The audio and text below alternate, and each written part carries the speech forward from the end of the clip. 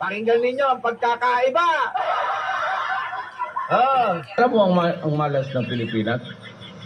Ewan ko, Diyos lang ang makasagot dito. Puta, Diyos lang daw makasagot. Minumura mo nga. Ang Indonesia may oil. Oh. Brunei may oil. Oh. Ang Malaysia may oil. Pero inyo naniniwala kayo sa pagmumukha ni Digong na ito? Oh, eto na. Tayo wala. Kukunti lang gas natin, malapaya, pinarakot.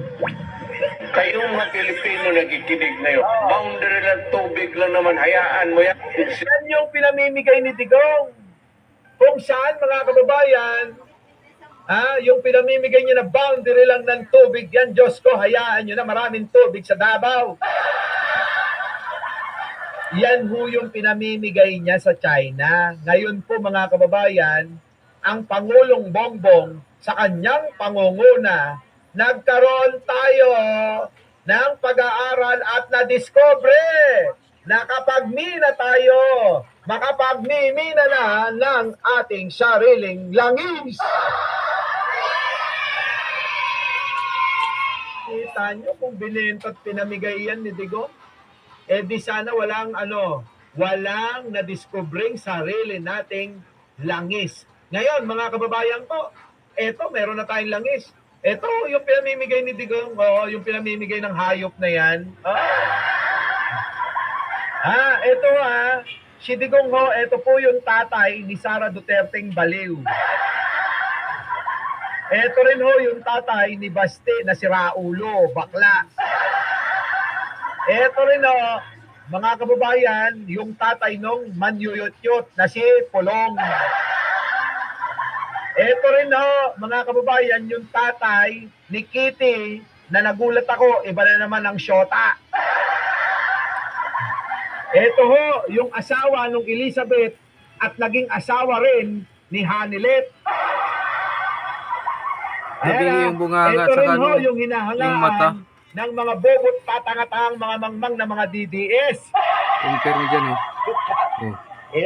Ewan ko kung hindi nyo pa matandaan yan. Differential eh. Kompletong-kompleto yan. Eto na. Yan po. Yung po namimigay ng mga tubig lang daw, yung mga boundary ng tubig natin na pinaglalaban natin. Kasi nga po, mga kababayan, diyan po sa West Philippine Sea ay mayaman nga daw po at meron daw pong singlaki ng pagmumukha ni Sara na imbakan ng langis dyan. Di ba? Ganun ho kalaki. Singlaki ng pagmumukha ni Sara ang imbakan ng langis dyan sa West Philippine Sea. Singlalim at singhaba ng baba ni Aimee. Diba? Mga kababayan ko, yan, tuloy. Kayong mga Pilipino nakikinig na yun. Boundary lang, tubig lang naman, hayaan mo yan. Exist on Philippines previous frequency. Karami ng dagat natin, di ibigay na lang. Sige yun na yung... Gandang araw. Kita nyo? Yung pinamimigay po na katubigan, ito po ang Pangulo natin. Hindi natin namamalayan yung kanyang pagtatrabaho. Nakaka-proud maging Pilipino ngayon. Bakit? Tignan nyo mga kababayan sa kauna-unahang pagkakataon. Eto na. Ang Pangulo. Kita nyo? Bukod sa malampaya na naubos na dahil kinurakot ni Digong. Ngayon mga kababayan ko, eto. Si Pangulong Bongbong, meron pong regalo sa atin. Para sa Pasko at Bagong Taon.